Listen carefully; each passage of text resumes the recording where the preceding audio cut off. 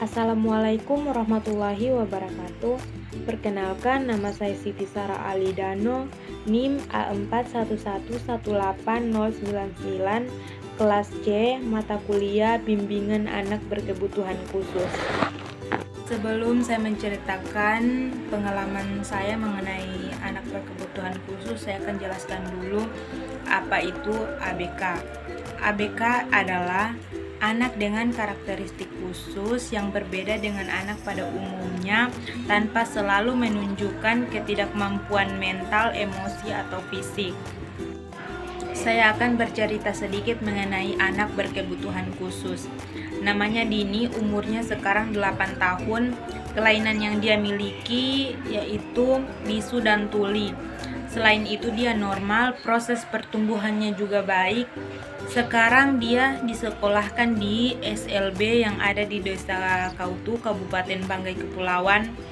Selain kekurangan yang dia miliki, dia juga mempunyai wajah yang cantik dan berbakat dalam seni tari dan fashion show. Sehingga setiap ada acara penyambutan, dia dipanggil untuk menari. Belum lama ini dia mengikuti lomba fashion show yang ada di kota Jakarta, perwakilan dari SLB Kabupaten Banggai Kepulauan. Demikian cerita saya mengenai anak berkebutuhan khusus. Saya akan melanjutkan tanggapan saya untuk solusi mengajar anak berkebutuhan khusus. Yang pertama, interaksi. Jika mau mengajar anak berkebutuhan khusus, gunakan aturan berkenalan dengan baik. Pertama, perkenalkan diri Anda dan jelaskan bagaimana Anda merasa berhubungan dengan anak tersebut. Anda bisa mulai mengajak berjabat tangan, menyentuh tangan, bahu, atau mukanya. Tapi perlu diingat, tidak semua anak suka disentuh, seperti anak autis. Anda juga dapat menjelaskan aktivitas apa yang akan Anda lakukan bersama anak tersebut dari awal hingga akhir sambil menatap kedua mata anak. Yang kedua, observasi. Beberapa anak berkebutuhan khusus menerima input sensori dengan cara yang berbeda dan kesulitan untuk mengungkapkan ketidaknyamanannya. Ingatlah bahwa semua perilaku adalah komunikasi. Selalu lihat sesuatu yang berbeda dan berpikir jika anak tersebut sedang mencoba berkomunikasi dengan Anda. Jika Anda tidak yakin, Anda bisa bertanya kepada orang tua atau orang tua lainnya. Yang ketiga, lingkungan belajar yang aman. Perilaku anak berkebutuhan khusus kadang tidak terduga.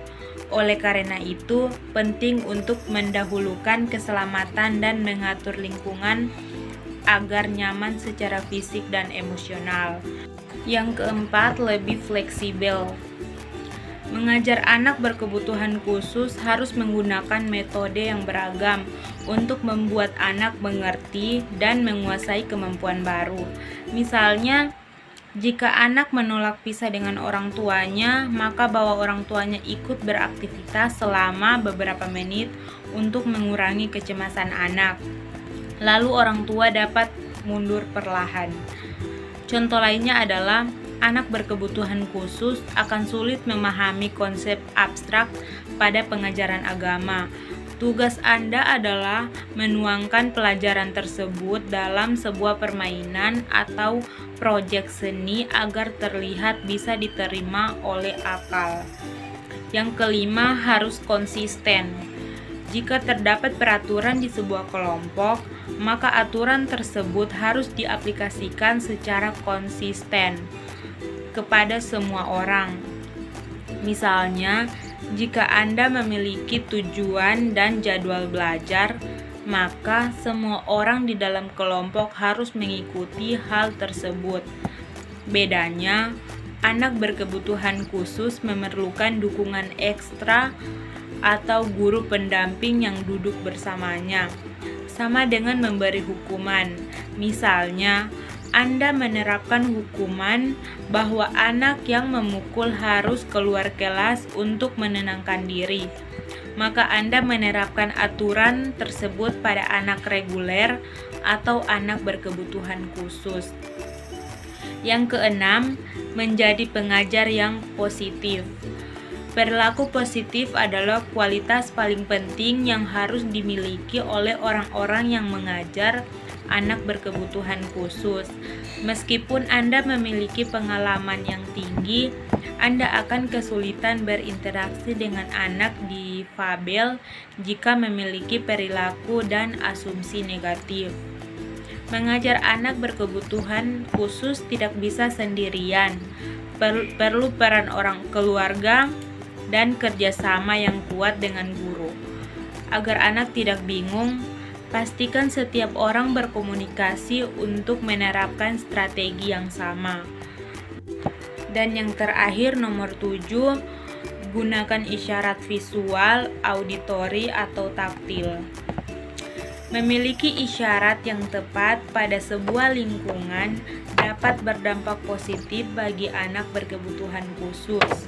Anda bisa menggunakan kartu yang berisi tulisan instruksi sederhana untuk menolong anak mengingat aturan perilaku yang baik. Jika anak Anda tidak bisa baca, maka gunakan gambar. Contoh lainnya adalah daripada berteriak untuk menyuruh sekelompok anak diam, sebaiknya gunakan siulan atau tepuk tangan agar menarik perhatian anak. Sedangkan isyarat taktil bisa dilakukan dengan menyentuh bahu dengan lembut atau menawarkan selimut dan kain lembut lainnya adalah cara yang mudah untuk menarik perhatian seseorang. Anda tidak perlu mendorong atau menarik anak keras. Demikian pemaparan materi tentang bimbingan anak berkebutuhan khusus. Lebih dan kurangnya saya mohon maaf. Wabillahi taufiq wal hidayah. Wassalamualaikum warahmatullahi wabarakatuh.